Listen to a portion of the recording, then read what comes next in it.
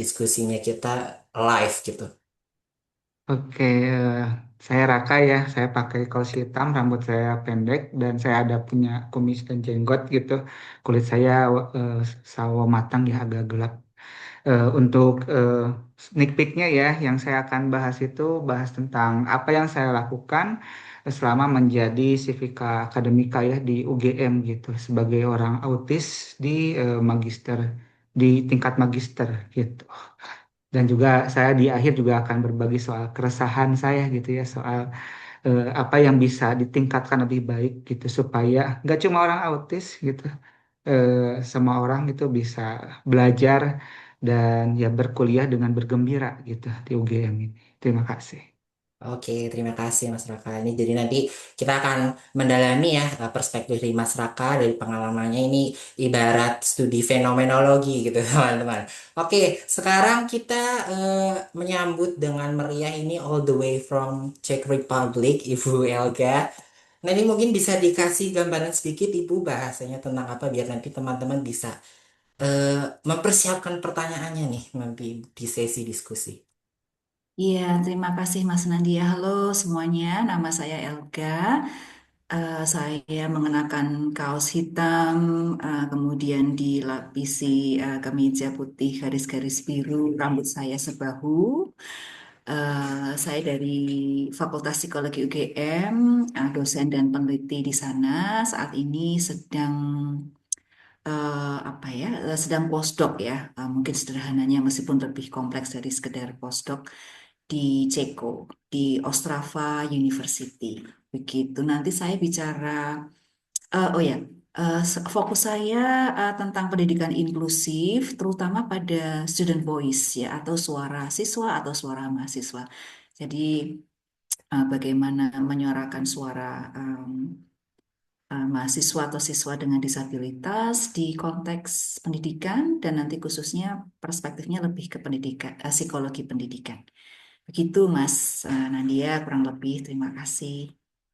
Oke, nah teman-teman itu ya silahkan nanti kalau misal teman-teman mau bertanya gitu disesuaikan dengan tema pada hari ini. Nanti sebelum itu kita juga akan mendengarkan dulu materi dari Mas Raka maupun Ibu Elga yang ada di sini. Jadi teman-teman saya juga ingin memberi informasi ya teman-teman bahwa sharing session pada kali ini tuh teman-teman bisa mengaktifkan fitur live caption yang ada di bawah teman-teman. Nah, kalau misal belum ada fiturnya itu nanti bisa mengupdate dulu ya aplikasi Zoom-nya. Jadi nanti teman-teman bisa memunculkan eh, fungsi dari aplikasi Zoom yang ada di bawah itu, tepatnya itu di bagian more, lalu show captions ya teman-teman. Jadi teman-teman yang terkendala untuk memahami perbincangan kita pada sore hari ini bisa mengaktifkan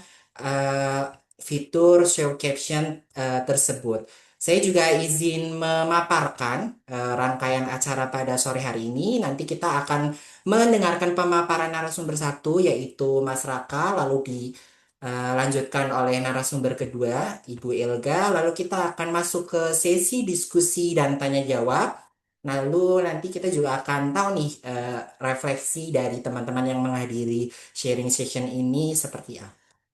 Oke, mungkin sudah cukup ya eh, pendahuluannya oleh saya. Mungkin teman-teman ini udah nggak sabar banget gitu mendengarkan materi dari kedua narasumber kita dan kayaknya ini siapa sih mas-mas gitu ngomong mulu. Oke, sekarang kita masuk saja langsung ke narasumber kita, Mas Raka. Saya persilahkan.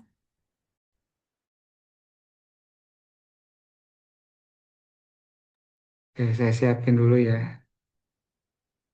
Muncul? Sedang loading tapi kayaknya berhasil sharing. Oke.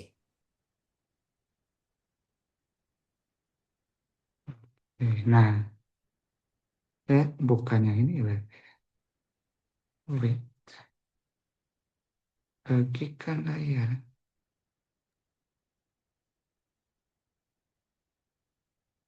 Oke, cancel dulu ya.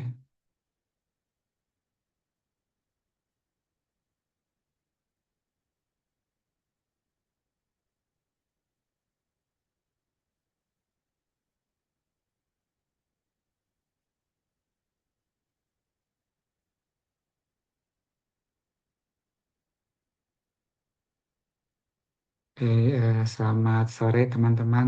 Senang sekali bisa berbagi lagi di bersama teman-teman di OLD.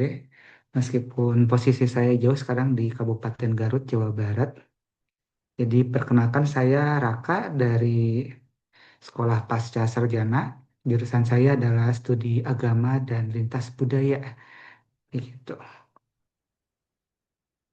Jadi perlu teman-teman ketahui bahwa saya itu adalah salah satu mahasiswa yang diagnosis dewasa ya. Jadi sebelum eh, masuk UGM gitu, saya dapat diagnosis dari psikiater, psikiater neuroscience gitu, dan akhirnya saya baru menemukan bahwa oh ternyata saya punya kondisi ini dan ternyata kesulitan yang saya alami sepanjang hidup itu adalah banyak kaitannya dengan manajemen diri, pengelolaan diri.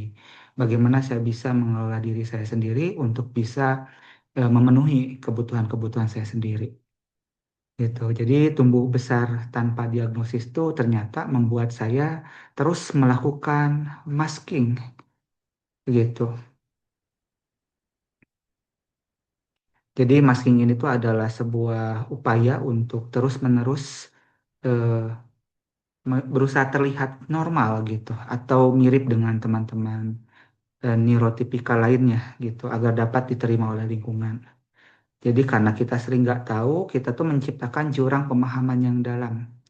Orang lain sulit memahami saya dan saya pun kesulitan memahami kebutuhan saya sendiri gitu. Jadi ini kondisi ini tuh sering membuat saya tuh berusaha menjadi apa namanya jadi target gitu malah jadi target diskriminasi, ada perundungan dan berbagai hambatan sosial lainnya gitu. Dan dari dukungan psikiater pada waktu itu ada yang eh, berkesan di saya gitu. Selain juga mencari validasi eksternal gitu dari psikiater, kita juga perlu menjadi orang yang aktif mencatat dan mengartikulasikan kebutuhan untuk diri sendiri. Gitu. Saya punya kondisi seperti ini, setiap orang autisme, tiap individunya berbeda-beda, gitu. Dan kita juga perlu sadar juga bahwa eh, kita tidak tergantung juga sepenuhnya kepada teman-teman yang profesional begitu. Kita perlu bekerja sama, tapi agensinya tetap ada di diri kita begitu. Utamanya supaya kita bisa menjalani hidup dengan bermakna dan punya tujuan begitu. Nah, ketika saya di WLD ini sepanjang saya kuliah, saya terbiasa untuk mulai membangun kebiasaan untuk mencatat kebiasaan saya gitu. Karena memang ada kebiasaan dari orang autisme itu adalah punya kebiasaan yang kaku gitu soal jadwal. Dan ini juga memberikan rasa tujuan bagi saya sendiri dan juga evaluasi gitu. Jadi saya secara rutin membagikan timesheet tentang alokasi waktu apa saja yang saya lakukan untuk tugas-tugas kuliah, eh, pekerjaan penelitian, dan kegiatan pengembangan diri di luar kampus. Itu ada persenannya gitu. Dan mostly di kuliah memang lebih banyak sekitar 30-40% itu full di akademik begitu. Dan karena saya juga dalam pengalaman studi sebelumnya itu pernah mengalami diskriminasi dan juga ada semacam luka batin ya terkait pemberian deadline yang tidak realistis gitu. Jadi saya secara proaktif juga mencatat activity log gitu, log aktivitas yang saya kerjakan untuk dalam mengerjakan satu tugas gitu. Nah, dari tugas-tugas dan activity log itu tuh saya jadi punya gambaran dalam satu waktu saya bisa mengerjakan berapa tugas. Kadang-kadang tugas yang diberikan kepada dosen itu di kampus itu serentak dan ternyata timelinenya itu tidak sesuai dengan saya gitu.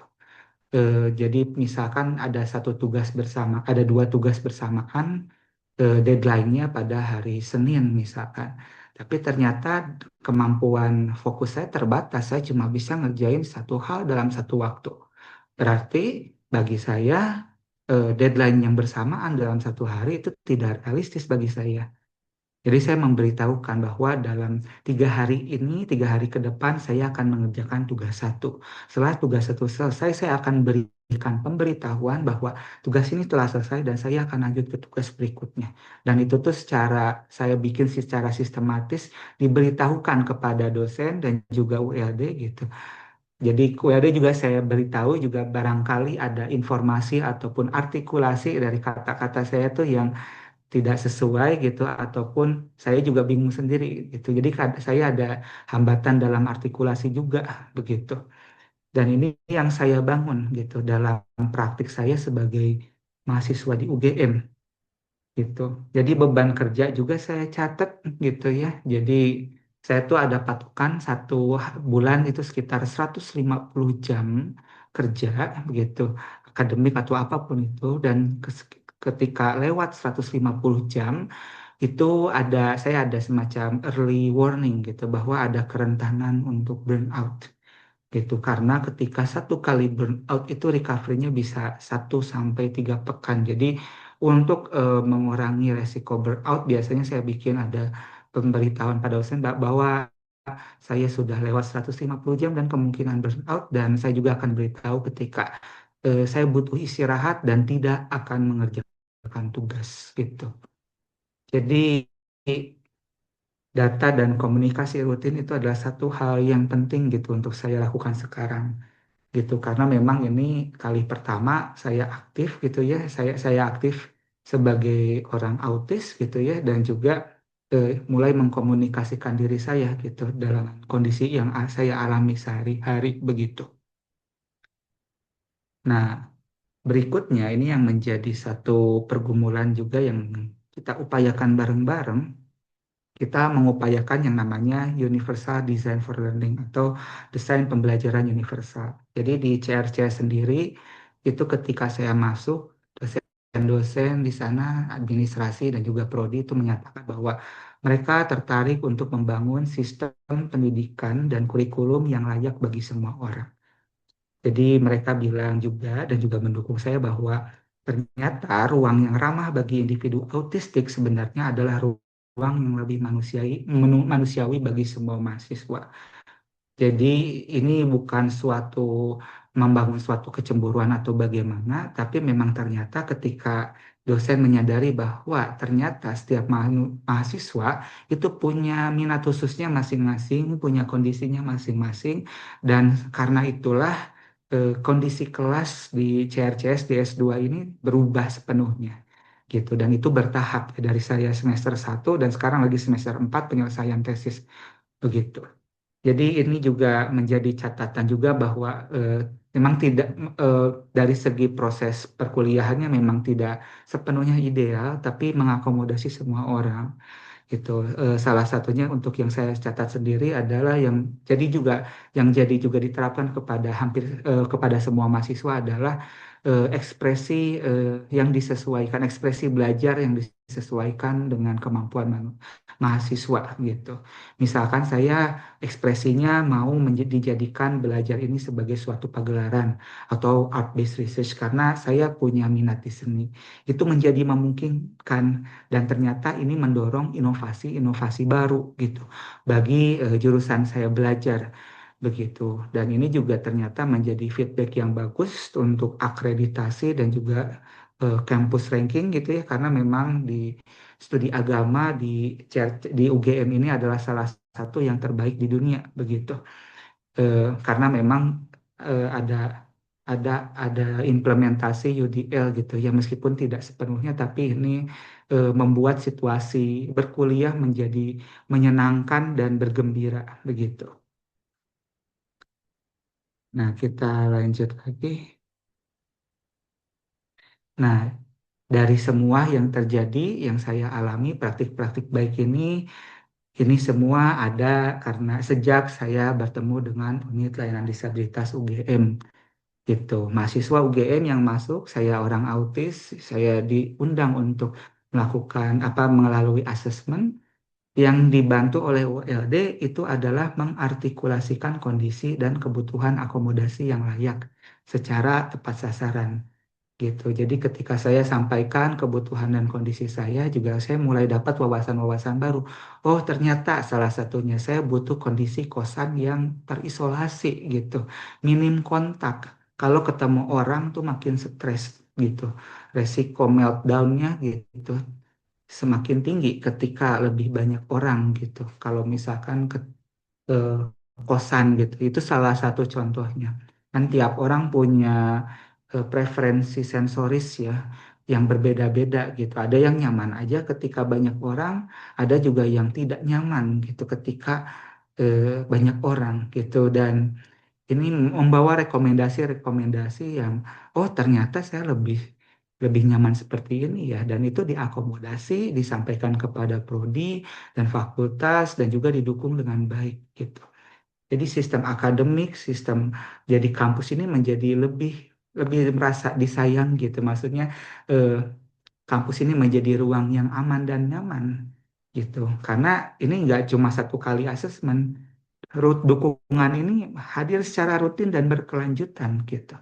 Jadi setiap mahasiswa bisa datang ke WLD untuk update kondisi ataupun juga berbagi tentang bagaimana sih coping dalam situasi yang autistik gitu ya, orang-orang autisme ngumpul kadang bahas ini ketika copingnya bagaimana sih, kan beda-beda gitu kan, dan ini jadi wawasan untuk dibagi bersama dan itu hadir begitu.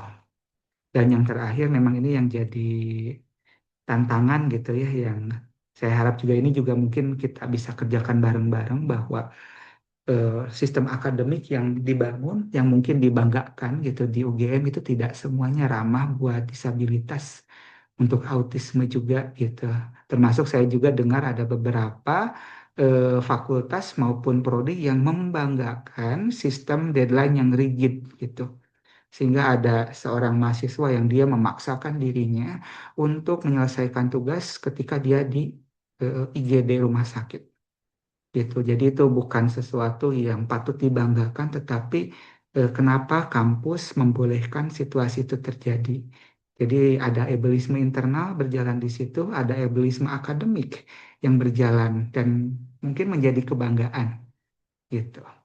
Nah, terus eh, kami juga sepanjang proses juga ada kebingungan dan juga eh, kesulitan juga sebenarnya dalam dukungan saat menghadapi perundungan.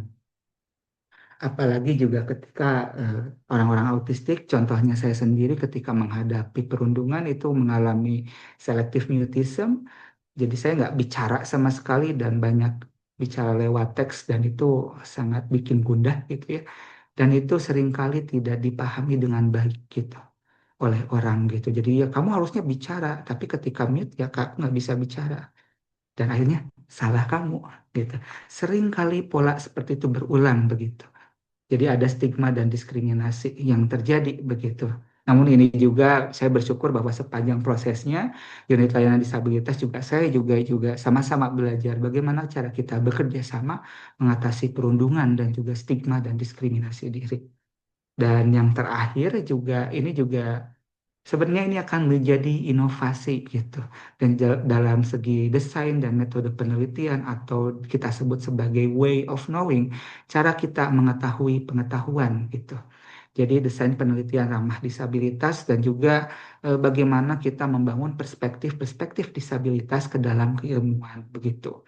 Kadang-kadang juga ada dalam perspektif keilmuan yang dibangun berdasarkan ebelisme ataupun orang-orang yang non disabilitas, itu juga kita juga bisa perlu juga membangun juga bahwa perspektif kita mungkin membawa sesuatu yang baru justru menjadi kontribusi yang penting dalam bidang apapun itu begitu. Jadi itu semua yang bisa saya bagikan di sore hari ini. Terima kasih sudah menyaksikan ya. Saya kembalikan lagi kepada moderator. Oke, terima kasih Mas Raka atas sharingnya. Jujur ini saya juga banyak tercengang ya dengan pengalaman Mas Raka sendiri gitu sebagai teman autis, dan selama ini kan apalagi saya mahasiswa psikologi gitu dan selama ini belajar tentang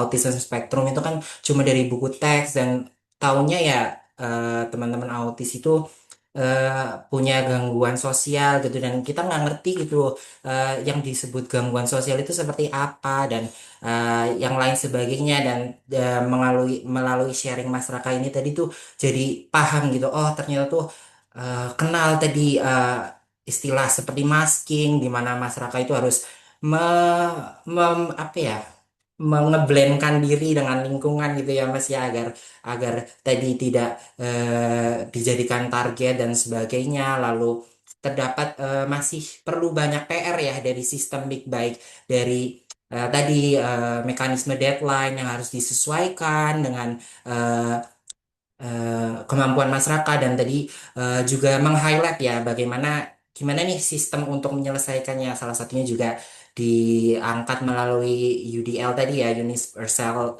Design for Learning jadi yang pembelajaran itu yang berfokus ke setiap kemampuan siswanya. Dan ini sepertinya tadi kita sudah belajar banyak ya teman-teman. Mungkin di sini banyak knowledge baru yang kita dapatkan dari masyarakat tadi, dari perspektif masyarakat. Dan eh, kita juga nanti kayaknya bakal belajar banyak ya mengenai term-term yang baru kita tahu seperti ableism dan lain sebagainya. Nanti teman-teman bisa tanyakan saja di diskusinya ya, karena eh, kalau di sini kita harus tanya ya, jadi nggak ada itu diam itu emas gitu. Jadi kita harus aktif bertanya biar kita belajar bareng. Oke, selanjutnya terima kasih Mas Raka. Nanti kita akan kembali lagi ke Mas Raka di sesi diskusi. Mungkin selanjutnya saya akan ke Ibu Elga. Ya, Oke, mungkin silakan Ibu Elga untuk memulai presentasinya. Saya eh, waktu dan tempat saya sedia. iya baik. Saya coba share screen ya. Semoga nggak ada masalah. Dan nanti kalau misalnya saya tiba-tiba terlempar, saya mohon maaf ya. Kadang-kadang internet di sini kadang-kadang seperti itu. Apakah sudah terlihat ya, Mas Nandia? Sudah Ibu. Oke, baik. Dan sebelumnya saya mau mengucapkan terima kasih ya untuk Mas Raka atas sharingnya tadi. Apa eh, banyak ini ya, banyak memberikan insights juga bagi saya. Maaf, ini ada pesan sponsor ya dari universitas saya karena memang saya saat ini aktif di Ostrava University. Untuk sharing dari saya sendiri, saya mengambil topik tentang pedagogi welas asih ya. Bagaimana menjembatani suara mahasiswa.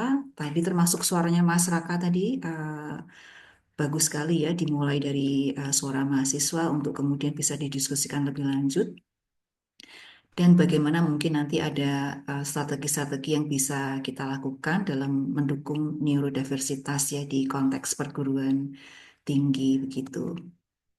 Nah, saya ingin mulai dulu dari kekuatan ya, karena kita seringkali ketika bicara soal mahasiswa dengan neurodiversitas itu seringkali fokusnya pada hambatan-hambatan atau tantangan yang mereka jumpai gitu ya di kampus. Nah, saya ingin mulai dari kekuatan yang mereka miliki begitu, di mana eh, teman-teman mahasiswa autistik itu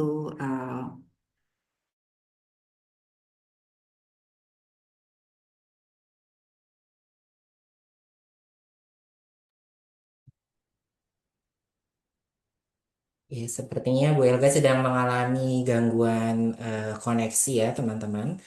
Mungkin sembari menunggu, teman-teman bisa mengirimkan pesan di kolom komentar di bawah ini. Kalau mau ada pertanyaan, baik untuk Mas Raka maupun Ibu Elga ya. Jadi teman-teman bisa mengirimkan saja di pesan chat. Jadi nanti akan kita bahas bareng-bareng di sesi diskusi ya, sembari menunggu Ibu Elga mendapatkan koneksi yang tepat. Jadi ini sedikit intermezzo ya. Kalau Indonesia dikenal sebagai negara yang kecepatan internetnya kurang, ternyata di Ceko juga sama saja ya, teman-teman. Jadi ya ini juga ada realitas baru yang kita dapatkan di sini ya. Oke, mungkin Sambil menunggu, silahkan teman-teman bisa mengirimkan pertanyaannya nanti untuk bisa kita bahas bareng-bareng. Bisa tentang apapun ya, ya tentang apapun sesuai dengan tema pada sore hari ini ya teman-teman. Silahkan. Halo, maaf saya kembali lagi. Apakah saya bisa dibantu untuk share screen saja ya? Mungkin ya. Oke, bisa. Untuk materinya apakah sudah diserahkan Saya kirim kepada... ke Bu Wuri, nggih, Bu Wuri. Mohon maaf ini teman-teman. Oh, Oke, iya. siap. Atau saya ini ya di Di sini chat aja ya, boleh Pak, Ibu sini aja. ya. Ha. Iya, sebentar, sebentar, Eh, sebentar.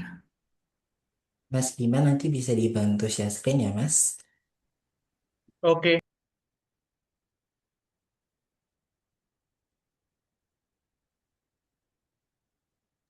Baik, teman-teman, sambil menunggu Ibu Elga, teman-teman bisa mengisi presensi dulu dan bisa mengirimkan Sudah pertanyaannya. ya sudah Please. terkirim ya, Mas? Oh, nggih, sampun Ibu. Ya. Ya, Mas Bima, silahkan.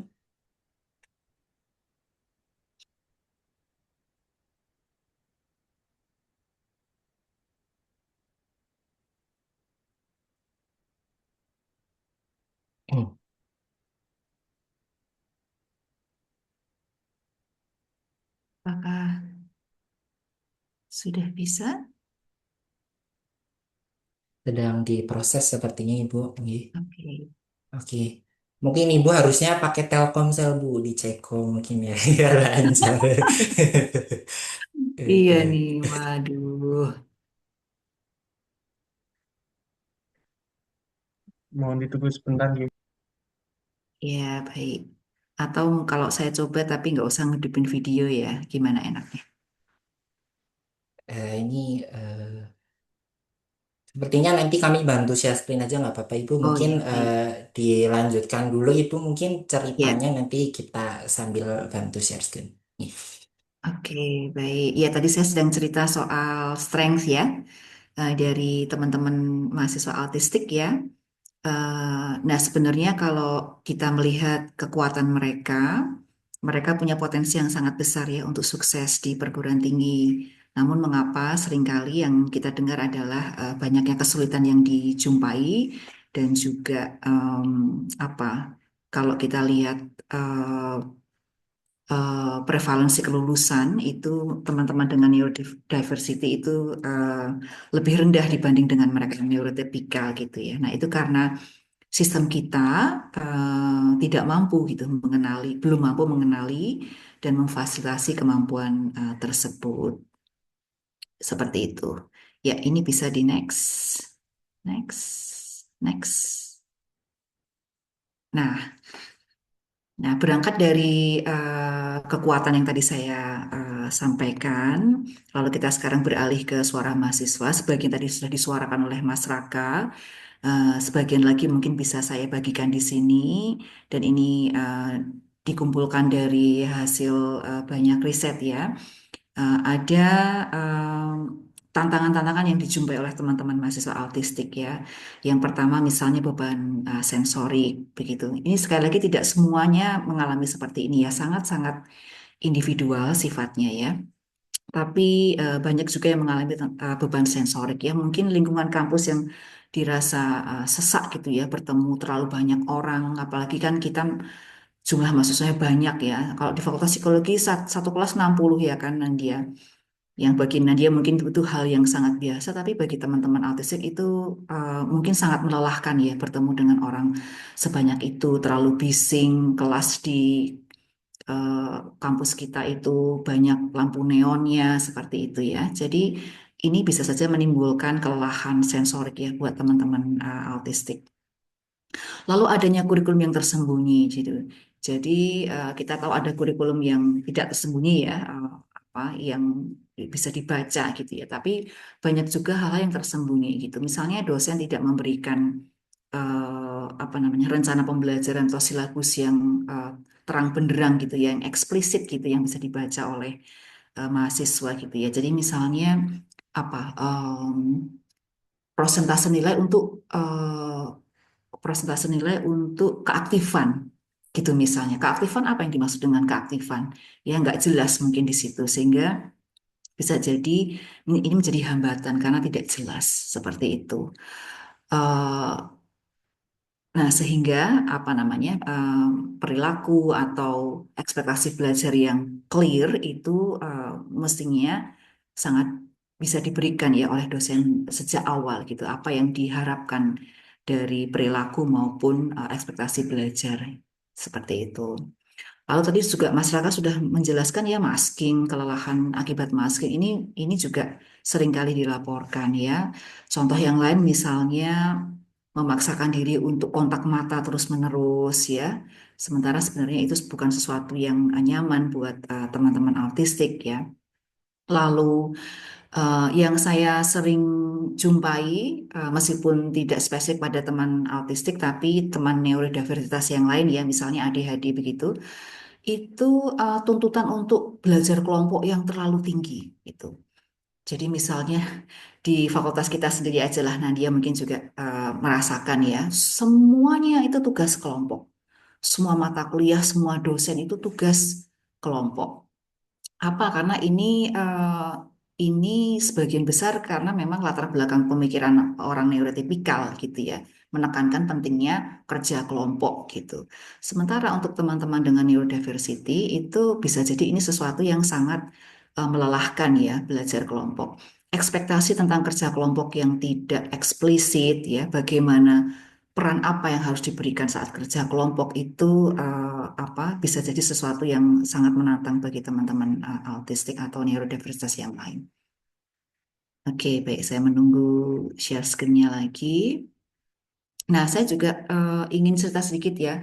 Ada satu mahasiswa apa bukan autistik ya, tetapi neurodiversitas yang lain, ADHD waktu itu pernah mendatangi saya dan singkat cerita menangis karena tidak ada satu kelompok pun yang mau memilih dia. Begitu.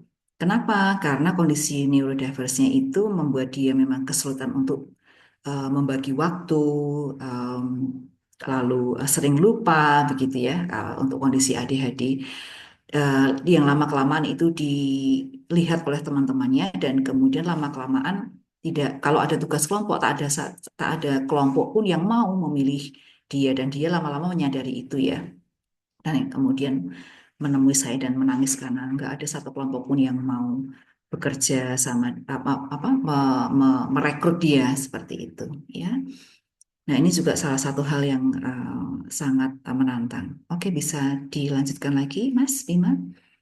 Nah, semuanya ini bisa berakhir pada kondisi-kondisi yang apa menghambat ya teman-teman autistik atau neurodiverse lainnya, seperti munculnya masalah kesehatan mental, ya, kesulitan sosial, ya, isolasi, kesepian, kesulitan menjalin hubungan dengan temannya, lalu kesulitan akademik, ya, kalau dan juga ragu-ragu ya untuk mengungkapkan diagnosis karena stigma yang sangat tinggi gitu ya, khawatir dianggap tidak mampu, menjadi beban ya, cari-cari alasan seperti itu ya. Itu yang sering kali kita jumpai di lapangan. Dan juga menerima perlakuan buruk ya, perundungan, marginalisasi dari teman-teman mahasiswa neurotipikal lainnya. Oke, berikutnya. Nah, yang ingin saya sampaikan di sini tentang pedagogi belas asih, ini bukan pedagogi rasa kasihan bukan ya, meskipun sama-sama asih tapi beda sekali ya. Ini bukan soal rasa kasihan tapi welas asih atau compassionate ya, di mana pendidik ya sebenarnya bukan hanya pendidik ya, tetapi juga peers ya atau teman neurotipikal lainnya itu bisa punya komitmen untuk mengenali hambatan sistemik yang dihadapi mahasiswa dan bisa bertindak secara refleksif untuk memitigasi. Jadi apa yang disampaikan Mas Raka tadi, menurut saya itu bukan eh, apa kasus individual ya, itu sesuatu yang bisa menjadi eh, masalah yang karena memang sistemik begitu. Sehingga mestinya pendidik terutama ya dan juga peers atau teman sebaya itu punya komitmen untuk mengenali hambatan yang sifatnya sistemik gitu ya, dan bagaimana bertindak secara refleksif untuk mengantisipasi begitu. Nah, sehingga pendidik atau dalam hal ini dosen itu bertindak guna meringankan atau mendukung supaya tantangan yang dihadapi mahasiswa ini bisa lebih apa namanya dihadapi gitu ya, tidak struggling ya, maksudnya tidak struggling tapi bisa menikmati belajarnya dengan bahagia seperti yang tadi Mas Raka katakan ya, dan apa tumbuh dan berkembang begitu di lingkungan yang memang inklusif gitu. Lalu juga fokus pada keragaman kognitif itu disambut dengan kehangatan gitu ya, bukan dianggap sebagai beban ya oleh peer sehingga tidak ada yang mau bekerja sama dengan dia, atau oleh dosen misalnya sehingga dianggap sebagai masalah, dianggap sebagai beban yang harus diperbaiki gitu ya. Misalnya, oh harus terapi ini, harus terapi itu, harus mengikuti pengembangan diri ini, pengembangan diri itu gitu. Sementara sebenarnya eh, apa lingkungan yang lebih inklusif itu eh, bisa sangat membuat mahasiswa ini apa ya mengaktualisasikan kekuatannya tadi ya, seperti yang saya sampaikan di awal. Oke, next. Nah, bagaimana kita supaya bisa apa ya menunjukkan pedagogi yang welas asih itu yang compassionate? Pertama-tama tentunya perlu merubah ya cara berpikir dari model yang defisit yang melihat autistik ini sebagai kekurangan individu yang harus disembuhkan, harus diperbaiki gitu ya menjadi diversity. Mungkin ini teman-teman juga sudah paham ya karena seringkali berinteraksi dengan apa kegiatan-kegiatan di ULD. Tapi teman-teman yang lain di luar sana, dosen-dosen bahkan itu tidak ya, itu banyak gitu yang melihat disabilitas atau diversity ini sebagai kekurangan individu yang harus diperbaiki gitu, tidak melihat lingkungannya yang harus dirubah menjadi lebih fleksibel, menjadi lebih adaptif ya, menjadi lebih aksesibel seperti itu. Jadi seringkali menganggap beban, sebenarnya tidak hanya mahasiswa yang neurodiverse ya, tapi juga dosen yang neurodiverse pun dianggap sebagai masalah gitu karena membebani gitu bagi dosen-dosen yang lain misalnya seperti itu. Nah, itu sekali lagi itu karena melihat apa ini sebagai kekurangan individu ya, bukan sebagai eh, bolongnya lingkungan yang tidak inklusif gitu. Gapnya bukan di lingkungan yang belum inklusif seperti itu. Oke, next. Lalu strategi apa gitu ya? Sudah disampaikan tadi oleh Mas Raka sama yang saya siapkan juga. Universal Design for Learning itu menawarkan prinsip yang sebenarnya sangat inklusif gitu ya. Jadi bagaimana pendidik dan teman sebaya gitu ya mengengage apa menciptakan engagement di kelas, kemudian menawarkan materi atau representasi yang beragam, lalu ekspresi apa yang sudah dipelajari yang beragam itu sebenarnya sangat mungkin dilakukan ya. Sehingga segala sesuatu lebih fleksibel gitu ya dalam hal materi maupun dalam hal evaluasi di akhir ya, atau bukan di akhir ya, evaluasi selama pembelajaran itu bisa sangat fleksibel jika dosen itu bisa membuka diri ya terhadap pembelajaran itu sebenarnya bisa saja sangat fleksibel seperti itu.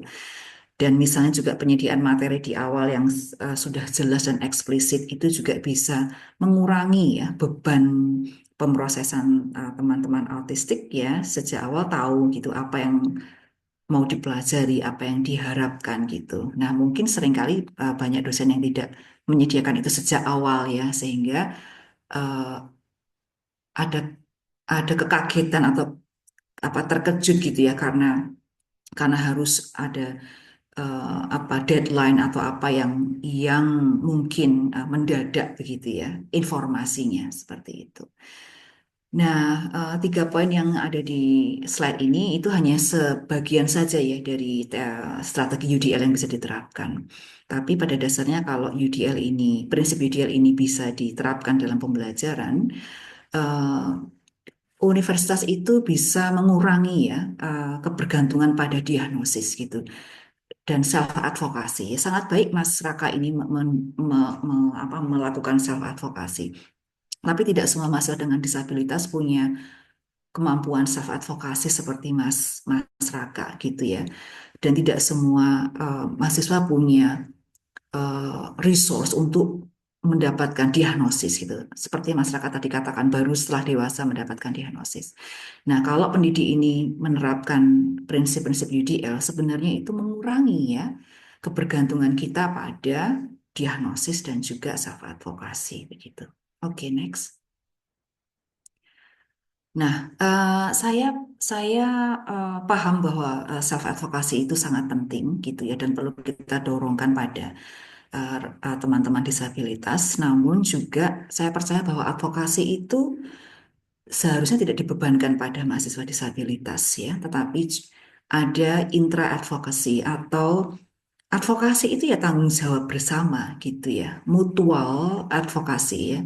Ini antara mahasiswa dengan disabilitas dan juga pendidik itu sendiri, antara dosen dengan mahasiswa dengan disabilitas itu memang perlu bereksperimen, perlu metode kerja yang ditemukan secara co-design gitu ya bersama-sama antara mahasiswa autistik dengan dosen gitu ya untuk mencari tahu seperti apa ya sebenarnya ya yang paling yang cocok, yang berhasil begitu untuk mahasiswa autistik itu yang pada dasarnya nanti akan berimbas pada mahasiswa yang lain ya. Seperti kalau kita melakukan prinsip UDL itu sebenarnya bukan menguntungkan mahasiswa disabilitas, tapi menguntungkan semua orang gitu ya, semua mahasiswa gitu. Fleksibilitas deadline, fleksibilitas untuk berekspresi, menunjukkan apa yang sudah dia pelajari, fleksibilitas materi itu menguntungkan semua orang. Karena tidak ada seorang pun yang sama ya, apa namanya, dalam eh, apa namanya memproses materi, ingin menunjukkan apa yang sudah dia pelajari itu nggak ada satupun mahasiswa yang rely on pada teks misalnya atau apa pilihan ganda misalnya seperti itu ya seperti itu. Nah, sehingga ini sangat dibutuhkan intra advocacy dan ini juga bisa menghilangkan beban pada mahasiswa untuk terus-menerus menjelaskan dirinya gitu kepada institusi yang mungkin kurang kurang fleksibel. Sehingga kita sehingga saya ingin apa ya melihat bahwa eh, apa advokasi ini bukan bukan tanggung jawabnya mahasiswa disabilitas saja, tapi ini sifatnya memang relasional gitu ya antara mahasiswa dengan dosen seperti itu. Oke, next. Nah, lalu strategi apa kemudian yang juga bisa dilakukan oleh universitas gitu ya? Satu, kalau kita ingin apa ya? Menurut saya gini, menjadi universitas yang inklusif itu tidak hanya soal memberikan layanan gitu ya, tetapi sistemiknya ini loh yang perlu dibangun ya. Sehingga ketika kita bicara soal sistemik, maka sangat perlu gitu ya edukasi bagi staf baik yang akademik maupun non akademik tentang apa itu neurodiversity ya, sehingga bisa mengurangi bias ya. Dan itu tadi tidak mendudukkan beban advokasi itu hanya pada mahasiswa disabilitas. Gitu. Lalu lingkungan fisik tadi sama sekali nggak muncul dari Mas Raka, mungkin memang tidak dialami oleh Mas Raka, tetapi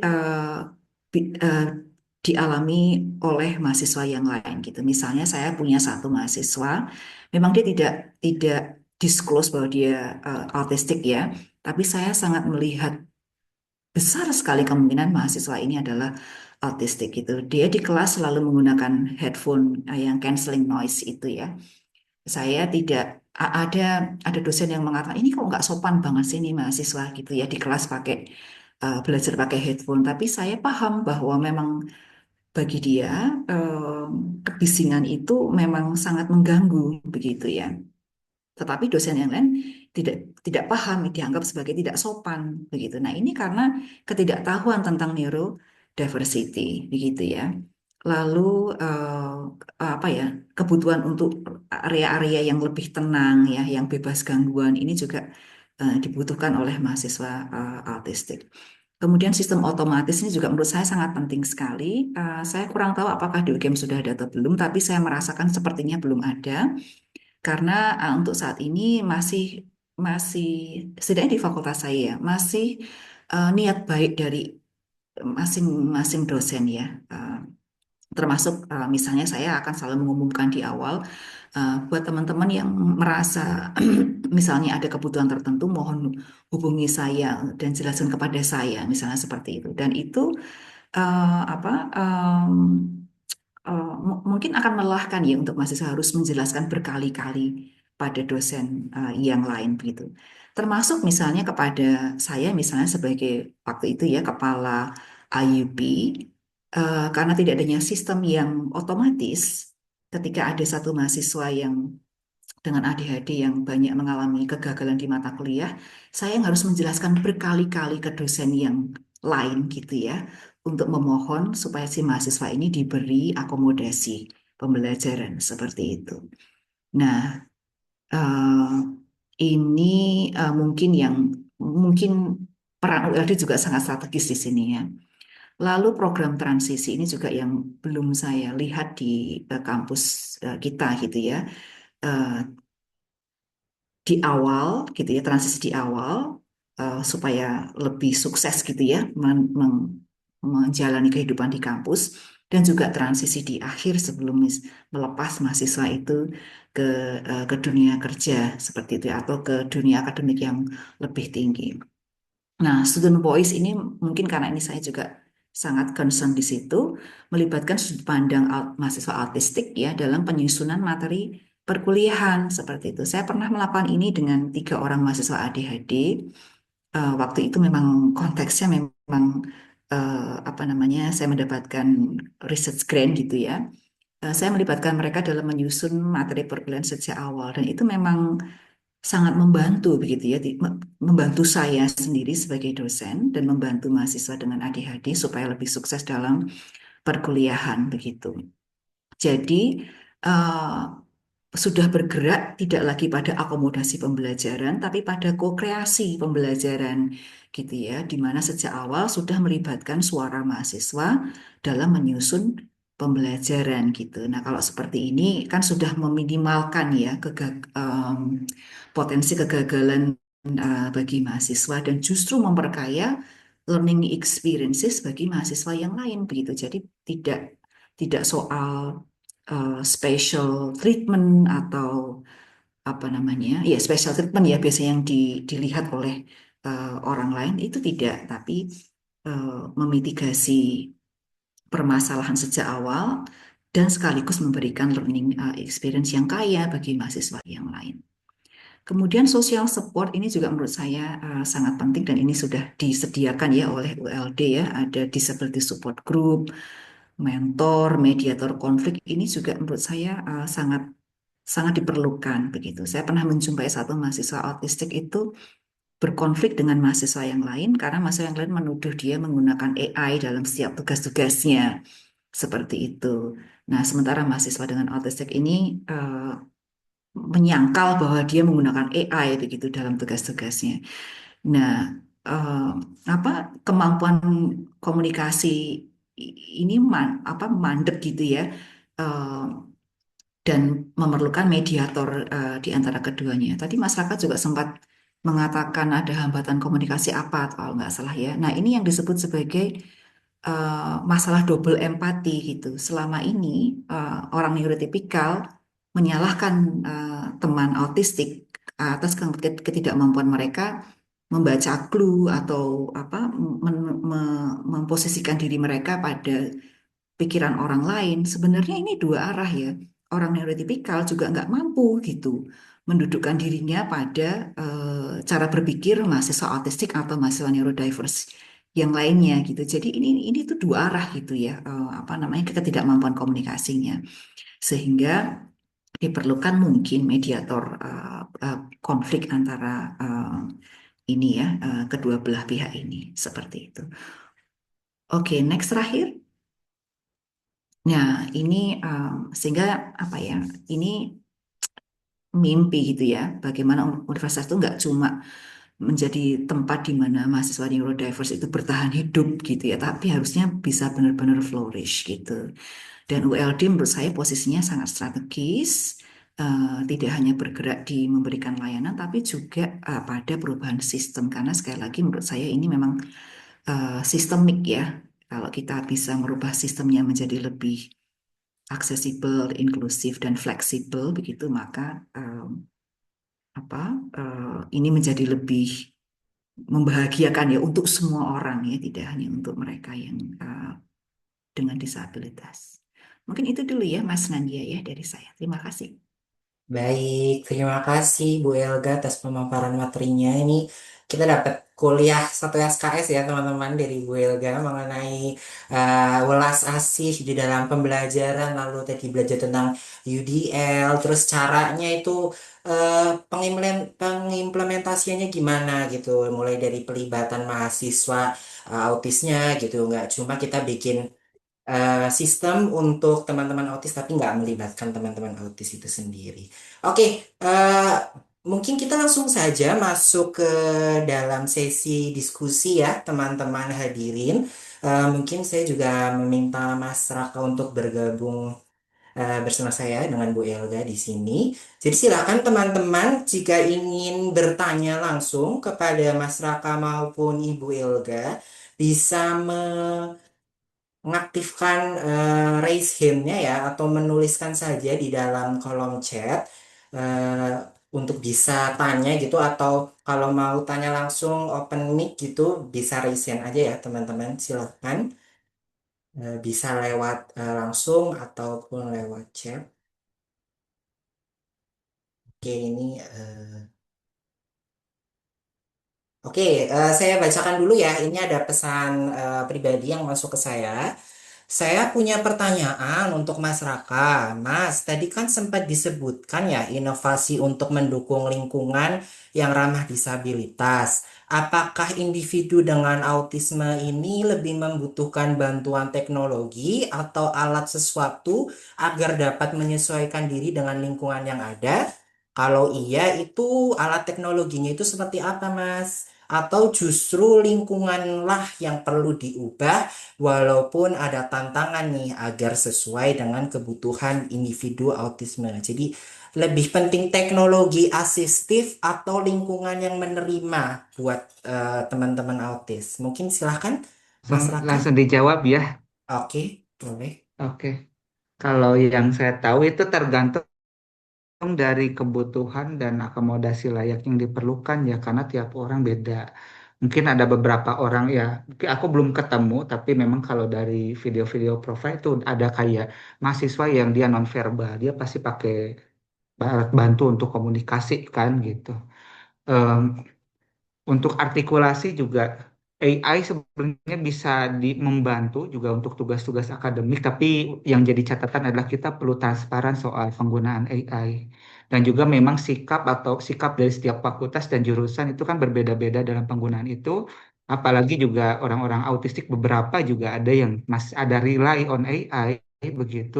Dan itu juga perlu didiskusikan lebih lanjut lagi gitu. Di jurusan saya sendiri penggunaan AI itu diterima asalkan dengan tujuan dan eh, kondisi yang jelas begitu. Jadi itu juga kembali ya kepada orang-orangnya. Tapi untuk saya sendiri ya untuk dukungan juga untuk saya pribadi juga saya juga bergantung pada social cues atau penanda sosial gitu. Jadi juga saya perlu ada yang ngingetin misalkan udah jam 12, oke, istirahat Kak, makan siang, aku ikut makan siang gitu. Jadi eh, kadang saya suka suka lupa kayak kapan makan, minum, pipis saya gitu. Dan saya juga kasih tahu juga ke teman kalau kamu sepertinya lihat aku tuh apa namanya gelisah gitu ya karena nahan pipis gitu. Kadang aku nggak sadar nahan pipis dan jadinya malah gelisah aja diingetin gitu. Itu tergantung itunya, tergantung kondisinya gitu ya dan ya, ada yang butuh, ada yang enggak gitu. Karena bentuknya spektrum itu perlu tanya ke masing-masing. Kalau saya sendiri butuh social cues gitu dan untuk artikulasi kata-kata itu karena sulit keluarnya gitu. Tapi secara kognitif dapat nih konsepnya tuh seperti ini, tapi kata-katanya sering nggak keluar. Itu AI membantu begitu. Jadi kalau soal AI juga balik lagi ke etika di masing-masing prodi dan juga negosiasi yang diperlukan gitu. Negosiasi yang terjadi di jurusan masing-masing begitu. Terima kasih. Oke, itu ya. eh, yang bertanya. Jadi tergantung kebutuhan dari teman autis itu sendiri ya. Jadi walaupun tadi disebutkan bahwa ada peran-peran bantuan teknologi seperti AI untuk bisa mengartikulasikan seperti hambatan untuk berkomunikasi dengan yang bisa dipahami oleh teman-teman neurotipikal itu juga bisa digunakan. Lalu tadi juga mungkin Bu Elga sudah menyebutkan ya bahwa ada nih mahasiswa yang perlu teknologi noise cancelling gitu di kelasnya karena nanti teman-teman autis itu bisa berpotensi mengalami sensory overload gitu ya. Mungkin kalau dari Bu Elga apakah ada tambahan mungkin dari pertanyaan tadi pentingnya teknologi atau lingkungan Ibu sebenarnya yang bisa membantu teman-teman autis? Iya, pada dasarnya kalau kebutuhan itu kita bisa lihat terbagi menjadi tiga ya, akademik, sosial, dan emosi. Kadangkala yang difokuskan tuh hanya pada dukungan akademik gitu ya, misalnya tambahan waktu atau hal-hal lain lah yang kaitannya dengan akademik atau teknologi untuk akademik gitu. Tapi kembalikan lagi kepada individu memang. Mungkin ada individu autistik yang lebih membutuhkan dukungan sosial dan emosi seperti itu ya. Tapi itu tadi kalau kita mau punya gambaran besarnya sebenarnya kebutuhannya itu akademik, sosial, dan emosi. Begitu. Apa yang dibutuhkan secara spesifik di bawah tiga area tersebut langsung ditanyakan pada yang bersangkutan kalau menurut saya ya karena masing-masing akan sangat berbeda. Baik, terima kasih Bu Elga. Nah, ini Bu Elga meng-highlight lagi ya, mungkin dimensi yang bisa kita jadikan tolak ukur gitu dalam menentukan akomodasi teman-teman autis itu tadi ada bagian akademik, lalu sosial dan emosinya. Dan untuk kebutuhan yang lebih spesifik lagi memang harus tetap ditanyakan ya atau dilakukan sebuah assessment kepada teman-teman autis sendiri. Oke, ada pertanyaan lagi ya yang muncul di kolom chat. Mungkin saya bisa tanya, saya bacakan saja. Saya punya pertanyaan, anak saya itu autistik tapi masih PAUD. Saya sendiri merasa bahwa diri saya sendiri itu punya neurodivergen, cuma belum dites. Nah, anak dari penanya ini itu cerdas karena bisa belajar sendiri. Cuma jika bergaul itu sulit. Bahkan penanya ini dulu rutin dibully ya saat sekolah, tapi saat kuliah di salah satu prodi itu aman-aman saja. Tapi pas KKN itu mengalami perundungan juga. Nah, untuk pertanyaannya itu, apakah ada jurusan mungkin yang lebih menerima teman-teman neurodivergen karena penanya ingin eh, memasukkan putra atau putrinya ini biar lebih bisa survive gitu di dalam perkuliahannya. Mungkin tadi Mas Raka juga sempat bercerita ya bahwa pernah mengalami perundungan juga. Mungkin nanti bisa share. Mungkin dari Bu Elga dulu, apakah ada jurusan tertentu Bu yang lebih open ataukah tadi gimana kita menyikapinya gitu? Saya terus terang nggak bisa menjawab ya kalau untuk pertanyaan jurusan mana yang lebih open begitu. Em, karena bahkan misalnya ya pengalaman yang tadi saya ceritakan ya, mahasiswa neurodiverse tapi ADHD begitu ya, itu sendiri bisa mengkritisi lingkungan di tempat kami gitu ya, dan mengatakan karena tidak ada satu kelompok pun yang mau memilih dia gitu ya, di kerja kelompok dia mengatakan orang psikologi kok kayak gitu ya Bu ya kan. Nah dia sendiri juga mungkin bisa. Nah gitu. Jadi apa? em, Kalau saya lebih begini Bu. Ini karena putra atau putrinya, si anaknya masih PAUD ya, masih PAUD. Fokus pada apa ya? Fokus pada pengembangan strength yang dia miliki, ya, pengembangan strength yang dia miliki. Em, saya sendiri tidak bisa menjawab mana jurusan yang lebih apa namanya lebih ramah gitu ya terhadap neurodiversitas. Dan puluhan tahun setelah ini juga kita tidak tahu ya apa yang akan berkembang di UGM misalnya atau di jurusan-jurusan lainnya. Tapi saran saya lebih fokus pada mendampingi putranya yang masih PAUD ini untuk fokus pada kekuatannya. Begitu Ibu, sehingga nanti dimanapun dia berada, dia punya advokasi diri yang kuat, ya. Dia percaya pada pilihan hidupnya, jurusan apapun itu sesuai yang dia mau, begitu ya. Em, Sehingga bisa apa flourish ya, bisa tumbuh sesuai dengan pilihannya sendiri, begitu Bu. Mungkin boleh menambahkan, Iya um, silakan. ya, um, saya juga tidak bisa menjawab secara spesifik gitu ya, tapi dari pengalaman kita di UGM, bahwa adik-adik yang punya neurodivergent itu berasal dari berbagai fakultas. Ada di peternakan, ada di sastra, ada di ekonomi, ya, pertanian juga ada. Nah, jadi menurut saya sepakat dengan Bu Elga kalau kita fokus saja, ibu fokus saja dengan strength-nya, di mana itu yang mungkin akan bisa membantu adik ini untuk bisa menyiapkan nanti ke depannya seperti apa. Nah, saya pikir begitu karena di sini ada banyak sekali ini Raka juga S1-nya psikologi kan.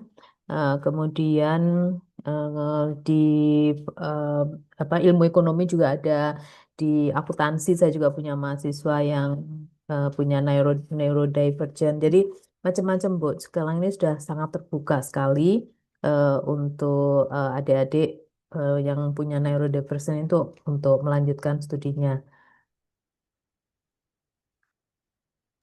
Oke, terima kasih Ibu Elga dan Ibu Guri atas tambahannya. Jadi mungkin eh, lebih difokuskan saja kepada bakatnya nih. Jadi fokus saja sama bakatnya, masalah lingkungan itu nanti tanggung jawab bersama ya Ibu. Jadi nanti mulai dari ULD di kampusnya, lalu bisa membuat seperti kebijakan yang lebih inklusif lagi. Oh, ini ada follow up lagi ya mungkin dari pertanyaan Ibu Sarah tadi. Tapi merasa bahwa anaknya itu lebih nyambung kepada bahasa dan seni. Jadi harus dilihat dulu nih bakatnya kemana. Karena kalau kalau di kasus ibu ini itu saat kakak ini tuh benar-benar mengalami perundungan, nggak cuma sakit hati karena tidak dimasukkan ke dalam kelompok nih, sampai bahkan ada kekerasan di situ. Eh, jadi sepertinya di kedepannya kampus akan lebih inklusi daripada pas saya kuliah 6 tahun lalu. Oke, amin ya. Ini juga salah satu hadirnya unit layanan disabilitas yang diamanatkan oleh undang-undang lalu diturunkan lagi kepada peraturan rektor yang sudah dibentuk untuk menjembatani teman-teman disabilitas untuk bisa terakomodasi kebutuhannya itu menjadi salah satu langkah untuk mengurangi masalah sistemik yang ada. Terima kasih pertanyaannya, Ibu. Mungkin ada penanya lain, teman-teman. Ini ngomong kita bersama para suhu. Waduh. Oke, mungkin silahkan Asrevi Rangkuti. Bapak Asrevi Rangkuti bisa menyampaikan pertanyaannya. Baik, terima kasih kepada pemandu acara. Izin saya off kamera boleh? Boleh, Bapak. No Iya, problemo. iya. Sebelumnya diucapkan terima kasih yang sebanyak-banyaknya kepada ULD UGM ya, yang sudah memberikan undangan dan saya beserta istri bisa hadir sore hari ini. Sangat berbahagia mendengar presentasi yang tadi sudah disampaikan oleh Ananda Raka, juga oleh Ibu ya, Ibu Andriana dari Psikologi Pendidikan UGM. Kisah berdarah-darahnya sih baru berlalu beberapa waktu yang lalu. Saya mohon maaf tidak ingin menyebutkan universitasnya, perguruan tingginya, ya tentu untuk menjaga kebaikan, tapi sebenarnya semangatnya adalah apa yang sudah dilakukan oleh ULD UGM. Terus terang salut, bersyukur dan mudah-mudahan ULD UGM menjadi contoh terbaik bagi kampus-kampus di negeri ini, khususnya terkait dengan mahasiswa penyandang disabilitas dari berbagai spektrum ya. Anak saya saat ini usianya sudah mau masuk 31 tahun, seorang laki-laki, dan baru saja lulus tadi dengan berdarah-darah di sebuah kampus di Indonesia dari jalur eh, beasiswa penyandang disabilitas. Jurusan yang diambil adalah pendidikan bahasa Inggris. Kenapa dia memilih kampus ini? Karena dia menemukan informasi bahwa kampus ini adalah kampus yang ramah disabilitas. Tetapi realitasnya jauh bumi dengan langit. Kalau saja ini mundur ya, nek poso Jawa nek guyon gitu ya. Kalau saja dulu milih UGM mungkin ceritanya akan lain ya. Akan lebih melesat barangkali anak saya ini. Tapi kembali lagi tetap bersyukur. Dan Mas Raka sebagai salah satu narasumber di sini juga kenal dengan anak saya. Kapan main ke Bandung lagi ya Mas Raka, kita bisa ngobrol-ngobrol. Doa kita semua, khususnya kepada Bapak Ibu yang kami hormati, yang kami cintai dari ULD UGM. Semoga dari ULD UGM ini bisa menyuarakan betapa hak kita sama ya, tidak ada diskriminasi. Kenyataannya masih banyak. Jadi hanya sekedar tadi slogan basa-basi kampus ramah disabilitas. Kenyataannya sekalipun sudah ada di kampus itu ULD, ULD-nya itu mati rasa. Bukan bermaksud untuk membanding-banding, tapi sangat jauh berbeda. Jadi kisahnya panjang, barangkali nanti kalau ada kesempatan yang baik bisa diundang juga, terutama ibunya anak saya ini ya, bundanya yang menjadi pendamping dari sejak masuk kuliah sampai selesai.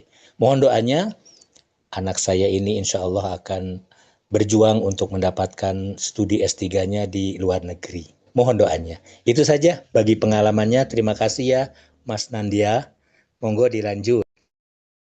Baik, terima kasih atas sharingnya Bapak Asrefi. Eh, Cukup menginspirasi juga ya teman-teman bahwa putranya ini mengalami banyak hambatan tapi nggak trauma untuk sekolah gitu. Kalau saya sendiri banyak tugas aja udah trauma sekolah ya. Jadi eh, kita eh, eh, mengucapkan terima kasih atas sharingnya Bapak Azrefi. Mungkin kalau misal mau main-main ke ULD gitu untuk sharing itu bisa banget ya Bapak ya nanti bisa diajak juga Putra dan Insya Allah nanti Indanya kalau ke nanti. Jogja dolan ke kampus ULD UGM. Oke siap. Terima kasih Bapak. Oke. Mungkin kita lanjut ke pertanyaan selanjutnya. Teman-teman, apakah ada yang ingin bertanya langsung kepada Ibu Elga, Mas Raka?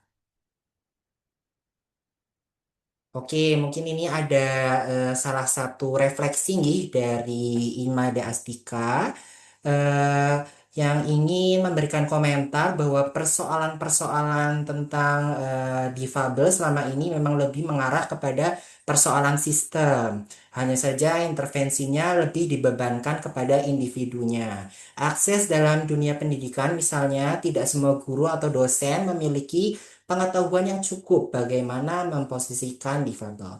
Kajian disabilitas kita sangat banyak nih, hanya saja tidak mampu menyentuh ke ranah yang mampu menyebarkan perubahan cara pandang kita terhadap difabel atau disabilitas, misalnya kurikulum. Inklusi selama ini hanya kepada seremonial saja, difabel apapun ragamnya tetap mampu mempersepsi dunia. Oke, terima kasih atas refleksinya, Imade Astika. Mungkin ini masih menjadi PR kita bersama ya, baik sebagai eh, siswa maupun tenaga kependidikan, tenaga pendidik maupun unit layanan disabilitas maupun para pengambil kebijakan untuk bisa memperbaiki inklusivitas itu tidak hanya sebagai slogan yang seremonial saja, tetapi sebagai bisa ke arah praktiknya. Mungkin ini saya lanjutkan ke pertanyaan yang masuk ke formulir pendaftaran nih, Ibu dan Mas.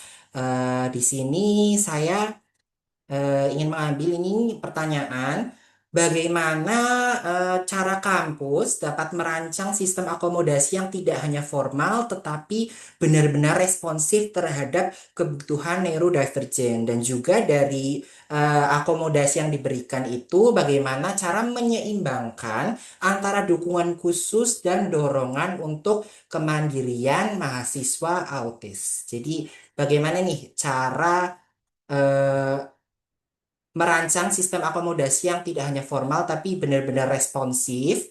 Lalu bagaimana cara membuat akomodasi yang diberikan itu tetap eh, mendukung kemandirian dari mahasiswa autistik. Mungkin dari Mas Raka, Ibu Wuri atau Ibu Elga dulu yang mau menjawab. Oke, mungkin ya Silahkan Ibu Mas Elga. Raka dulu mungkin Oh, oke. dari pengalaman. Oke, gimana? Itu soal ini ya, dukungan dan kemandirian ya. Iya betul Mas. Terus caranya biar akomodasi itu nggak cuma formal tapi benar-benar responsif nih sama kebutuhan eh, teman-teman autis. Mungkin dari masyarakat nih selama praktiknya itu pengalamannya ini yang kurang itu gimana biar bisa memperbaiki lebih responsif lagi. Ya, kalau sejauh ini yang paling vital itu masuk ketika masuk UGM itu yang utama di asesmen ya. Itu ketika asesmen juga perlu jujur sejujur-jujurnya apa yang dialami, yang dirasakan. Terus juga perlu kalau misalkan di asesmen sebelum asesmen juga disarankan juga untuk mencatat terlebih dahulu gitu ya kondisi-kondisi diri dan kejadian-kejadian yang di masa lalu terkait akademis gitu ya yang mungkin terjadi eh, di apa saat menjalani studi begitu. Dan soal kemandirian sebagai orang autis saya juga menerima gitu, menerima diri saya bahwa ada banyak hal yang tidak bisa saya lakukan sendirian gitu atau ada beberapa hal yang saya lakukan itu akan lebih lama daripada orang umumnya dan saya mengakui bahwa saya juga butuh dukungan orang supaya beberapa pekerjaan lebih cepat selesainya begitu.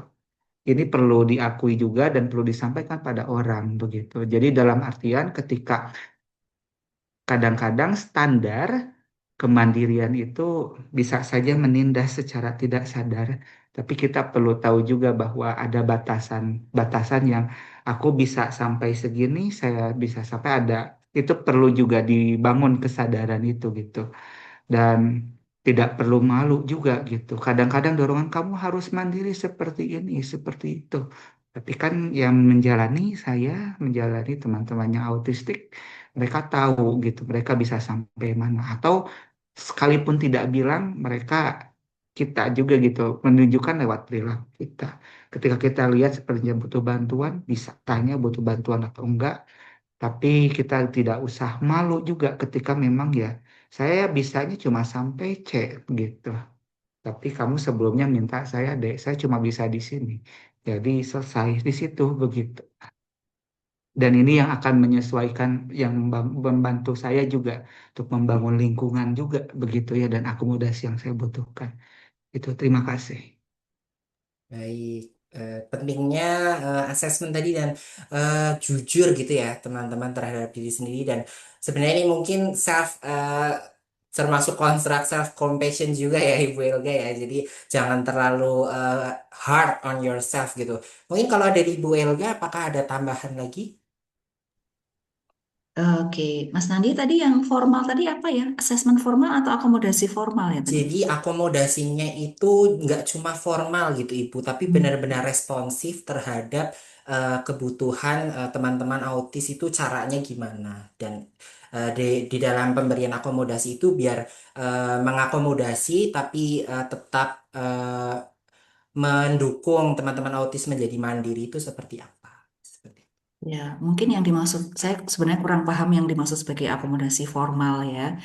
Tapi Mungkin hanya peraturan gitu Bu. Kalau formal tuh kayak cuma oh, peraturan tapi oke. pelaksanaannya kurang gitu. Mm-mm. Mm-mm. Dan juga yang dimaksud sebagai akomodasi responsif itu mungkin ketika menjumpai di lapangan mahasiswa-mahasiswa yang membutuhkan sesuatu tuh responsif gitu ya, cara apa namanya penanganannya seperti itu. Eh, Kalau kembali kepada, saya mau sedikit kembali ke prinsip UDL tadi ya Mas Nandia.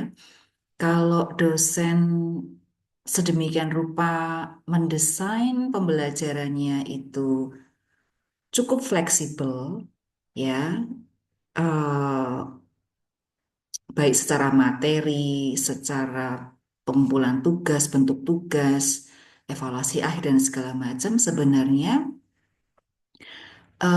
sudah meminimalkan penanganan-penanganan yang sifatnya reaktif begitu. Seperti itu.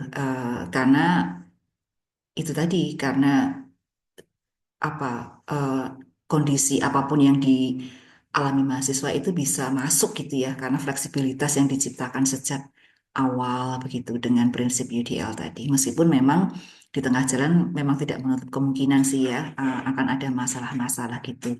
Nah, dosen yang responsif eh, menurut saya itu tadi ya perlu gini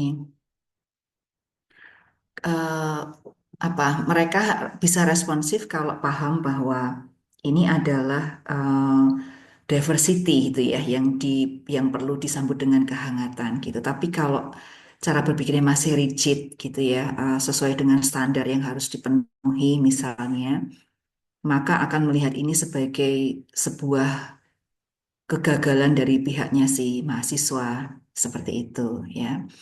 Em, Contoh misalnya ya eh, ada mahasiswa yang datang ke saya terus mengatakan, Ibu ini saya nggak bisa mengumpulkan tugas seperti tadi yang Mas Raka sampaikan, mengumpulkan tugas karena saya nggak mampu gitu menyelesaikan banyak tugas dalam satu waktu seperti itu.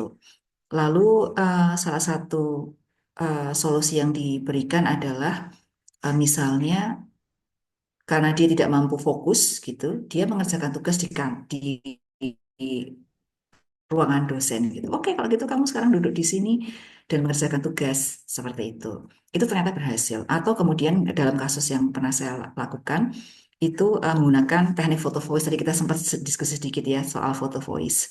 Mahasiswa dengan attention deficit itu melihat ketika tugas dan materinya dikerjakan menggunakan foto voice itu menjadi lebih mudah buat dia. Seperti itu karena eh, apa namanya visual itu sangat membantu bagi dia dibanding dengan teks misalnya seperti itu. Nah, respon seperti itu hanya bisa diberikan kalau dosen memahami ya, memahami tentang diversity, tentang apa namanya pendidikan inklusif seperti itu. Akan sulit, akan sangat sulit sekali kalau tidak belum punya perspektif seperti ini gitu. Karena responnya pasti akan melihat bahwa ya salahmu gitu kok kamu nggak bisa mengikuti seperti yang lain gitu. Ini sudah ditetapkan, ini standarnya. Saya nggak mungkin memberi waktu lebih gitu ya. Nanti bagaimana kalau masa yang lain protes dan segala macam. Sehingga itu tadi menurut saya edukasi bagi komunitas kampus itu memang sangat diperlukan supaya kita bisa responsif gitu ya kalau menjumpai apa eh, apa namanya apa namanya mahasiswa dengan disabilitas yang ini membutuhkan dukungan gitu ya di tengah-tengah atau selama proses pembelajaran. Mungkin seperti itu ya Mas Nandia. Oke, terima kasih Ibu. Jadi memang cara pandang atau perspektif ini menjadi big roles ya, menjadi peran yang sangat penting. Mungkin Bu Wuri mau menambahkan mungkin dari selama ini pelaksanaannya atau sudah cukup biar Maaf, responsif gitu, sedikit. nggak cuma formal gitu Bu. Halo, Ya. Assalamualaikum. Jadi memang sepakat dengan Bu Elga tadi ya. Yang pertama kita memang perlu untuk merubah mindset kita semua bahwa yang dialami oleh teman-teman dengan neurodivergent itu memang memiliki eh, sistem berpikir yang berbeda karena ya sistem otak bekerjanya seperti itu. Itu yang memang perlu dipahamkan. Jadi pertama adalah mindset untuk memahami bahwa mereka punya cara pikir yang berbeda. Lalu yang kedua memang sistem juga harus ada ya. Artinya begini, dulu mungkin kami memberikan, mungkin saya pribadi lah ya, memberikan support itu kepada adik-adik dengan neurodivergent itu sifatnya lebih pada individual. Tapi kemudian ketika ada ULD itu kan terinstitusionalisasi itu. Ada lembaga, kita punya kelembagaan, kita punya expert yang kemudian memberikan asesmen dan juga rekomendasi kepada berbagai pihak. Dan pengalaman kami selama ini memberikan asesmen, lalu rekomendasi kepada fakultas maupun sekolah yang ada di lingkungan UGM, itu tidak ada satupun yang menolak gitu. Semuanya bisa diterima dan bahkan ada beberapa yang kemudian mendiskusikan lebih lanjut apa yang harus dilakukan. Nah, itu di level yang atas ya. Nah, di sisi lain di level individual itu saya juga sangat mengencourage seperti yang disampaikan oleh Raka tadi bahwa ada kesadaran dan kemauan untuk mendeklar kemudian menyampaikan apa yang menjadi kesulitan-kesulitannya karena kami ingin benar-benar support yang diberikan itu sesuai dengan kebutuhan individual. Jujur, saya juga masih proses belajar ya untuk bisa memahami berbagai ragam disabilitas, berbagai spektrum dari neurodivergent, Em, dan dari adik-adik yang ada di ULD ini dengan kondisi neurodivergent itu sangat berbeda itu. Saya masih ingat sekali bagaimana Raka ketika dia datang dia sudah memiliki banyak sekali list tentang kebutuhannya itu apa saja sehingga bagi saya sangat mudah untuk bisa merekomendasikan hanya kemudian kita diskusi hal-hal apa yang diinginkan dan setahu saya mudah-mudahan apa yang kita rekomendasikan itu semuanya juga terfasilitasi gitu. Contoh misalnya ketika waktu itu saya ingat sekali Raka butuh ruang tenang gitu ya. Nah, sesederhana ruang kosong yang kemudian Raka bisa tidur dengan bawa matras itu karena belum ada ruang tenang yang ideal gitu. Tapi itu sudah dimulai. Nah, itu sesederhana itu. Nah, tetapi saya juga mendapati adik-adik ini yang mungkin karena dia sudah terbiasa dengan kondisi yang tidak diopeni gitu ya di pendidikan level-level sebelumnya. Jadi ketika saya tanya kesulitannya apa, lalu kebutuhannya itu apa, itu masih kebingungan gitu untuk bisa menyuarakan sendiri bahwa oh saya butuhnya ini butuhnya itu. Nah, saya belajar dari teman-teman yang sudah pengalaman seperti Raka ini menawarkan apakah kamu butuh break, kamu butuh untuk perpanjangan waktu ketika dia me- apa mengerjakan tugas dan juga ujian. Kita berikan atau kita tawarkan hal semacam itu. Em, Walaupun kadang-kadang juga ketika kita sudah merekomendasikan nggak digunakan ya nggak apa-apa. Tapi itu itu yang kami eh, berikan gitu. Jadi itu yang mungkin bisa kita sampaikan bahwa di level tuh harus harus dua sisi ya. Jadi dari mahasiswanya sendiri yang harus terbuka, harus mau mendeklar dan kemudian menyampaikan apa yang memang diperlukan. Sementara tadi mindset dan juga sistem juga harus ada. Jadi dua hal itu yang harus ada. Mungkin kalau di sana Mbak Elga seperti apa ya untuk Maaf, sudah Ibu, apa sudah boleh saya berinteraksi bertanya? dengan teman-teman dengan neurodivergent di mahasiswa di Ceko? Iya, Maaf, Ibu. Atau mungkin iya, silahkan Bu. ini Ini ada, disability service maaf. unitnya di Ya, sana. halo, selamat sore. Halo, Ya, izin boleh bertanya, Ibu? Halo, Bu. Boleh ya, ya, memberikan sila-sila. respon, Nadia Ibu? masih Mas mute. Nadia masih mute itu, Nah, Mas dia Nadia. masih mute Oh tadi. ya, mohon maaf. Silakan Ibu bisa bertanya. Mungkin dipersingkat saja karena waktu kita sudah habis. Mungkin silakan, G. tidak bertanya ya, tapi ada satu harapan lah yang ingin saya sampaikan di acara ini. Perkenalkan, saya dengan Bunda Lista, suami istri dari Bang Azrevi, ibu dari seorang autistik ya. Jadi saya kemarin ditunjuk untuk menjadi pendamping menemani anak saya S2. Nah, saya sangat mengharapkan sekali ULD UGM ini menjadi salah satu pelopor ya, salah satu pelopor untuk bisa mengedukasi eh, agar kampus-kampus yang lain itu bisa mendapatkan edukasi yang tepat dan benar gitu ya. Saya sangat mendukung sekali agar ULD ini menjadi ULD UGM ini menjadi pelopor agar eh, ya tidak akan lagi banyak orang tua ya yang mengalami seperti saya berdarah-darah begitu. Itu saja yang ingin saya sampaikan. Sekali lagi, terima kasih dengan adanya acara ini sungguh membuat saya bahagia. Terima kasih. Ya, terima kasih Bunda Lista atas harapannya. Semoga kami sebagai ULD UGM juga bisa terus bersemangat untuk menemani teman-teman disabilitas, baik yang dari UGM maupun tadi ya, bisa menjadi pelopor di Indonesia ini PR yang cukup besar ya Ibu.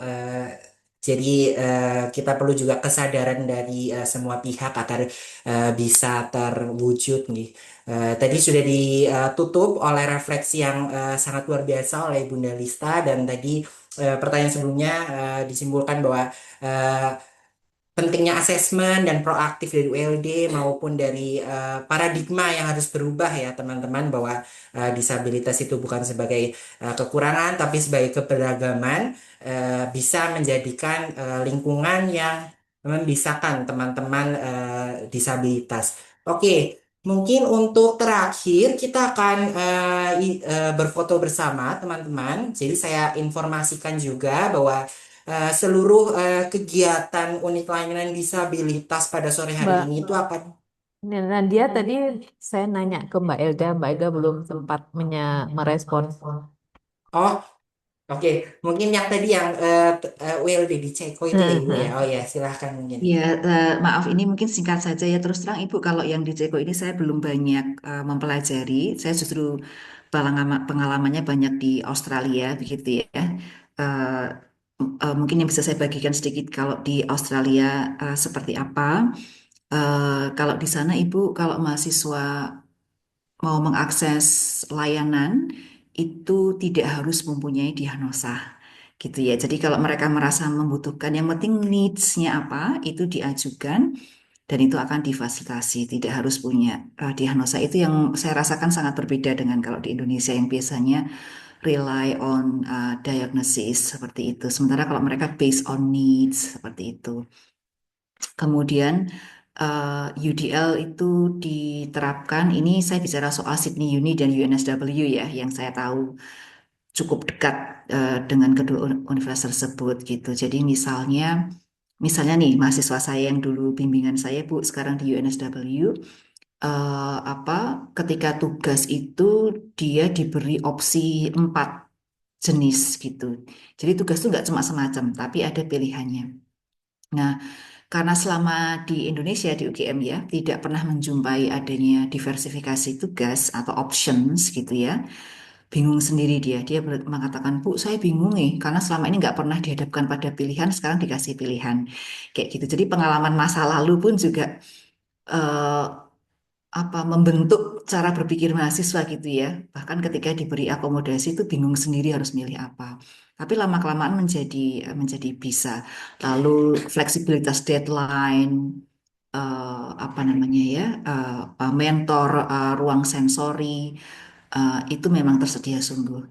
Nah, kalau di Sydney Uni itu levelnya lebih advance lagi kalau menurut saya, bukan karena itu kampus saya bukan, tapi mereka menerima mahasiswa dengan disabilitas intelektual.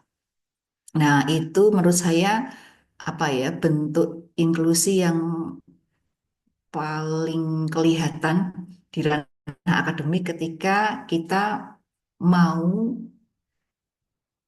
menerima melibatkan orang dengan disabilitas intelektual di dunia akademik.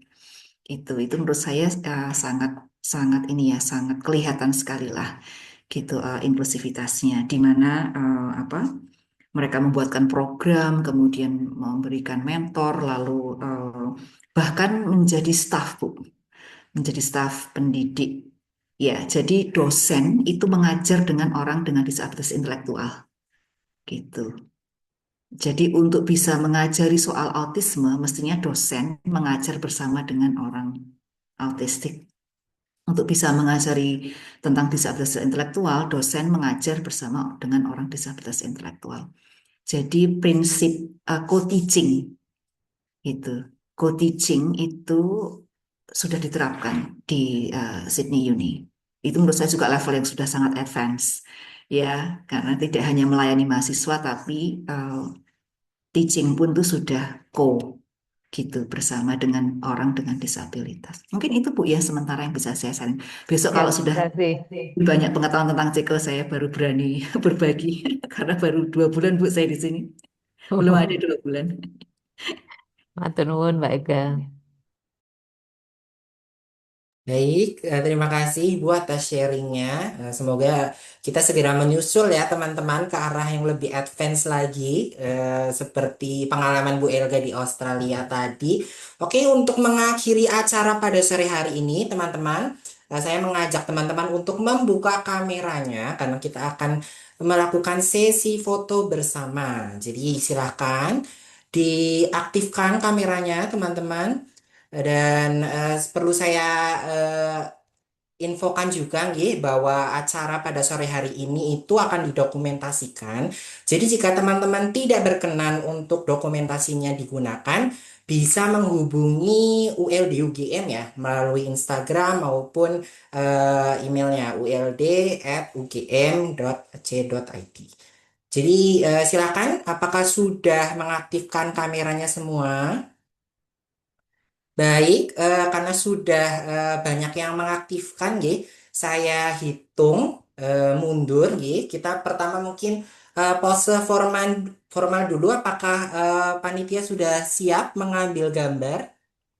Oke, Ya. sudah. Saya hitung, nggih. 3, 2, 1.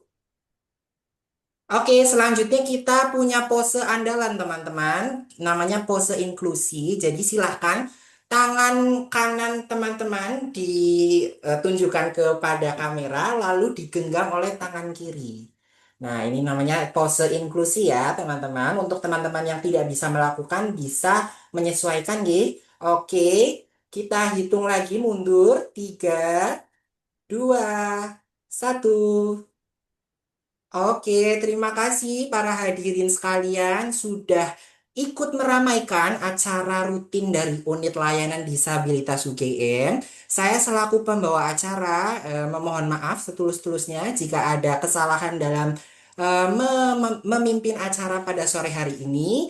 Saya akhiri dengan pantun ya, teman-teman. Jadi pagi-pagi makan nasi, habis itu minum aqua. Jadi, Oke, kalau kita berbicara tentang akomodasi, itu merupakan tanggung jawab kita semua. Oke, terima kasih teman-teman. Terima Silahkan kasih bisa semuanya. Ya, makasih melanjutkan semua. aktivitas makasih Raka, selanjutnya. makasih Mbak Elga. Ini semua. Terima kasih Oke, semuanya. Sudah Nadia hadir. Terima keren kasih. aktingnya. Mas Nandia, aku dikirimi screenshot fotonya ya. Oke, siap Bu. Oke, Siap, Mbak. Mas Nggih, Na, nanti saya Mas kirim. Nadia, Mas Dalam, Nadia, dalam Bapak, nggih. banyak-banyak dong acara kayak gini. Oh iya, heeh. Eh, tergantung Ibu Dokter Handayani nih. Saya serahkan Ibu Budi. Mungkin Siap, nanti sharing Bapak. session kita tambahkan lagi ya, Bu. Ya, terima kasih, terima kasih. Bareng.